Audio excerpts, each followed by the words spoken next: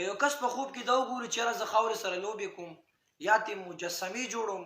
او یا چې کوم دی کیتي یعنې لوبې چې کوم دی هغه ورسره کوي وغیره نور د دې تعبیر څه کیدی شي زما محترمو علامه ابن سیرین رحمه الله چې مستقل کتاب دی تعبیر رؤیا هغې کې دغه تعبیر چې کوم دی ذکر کړی دی که چېرته یو ملګری داسې وي چې خاورې سره خاورې وکتله خوب کې نو دله به چې کوم دی خیر او دولت الله ور نصیب کوي او که چېرته ته وګوري چې یاره زه د خاورې نه مجسمې بوتان جوړم نو دی چې کوم دی په حرامو مال کې چې کوم دی مبتلا دی او که چېرته دغه ویني چې یاره ما باندې خلک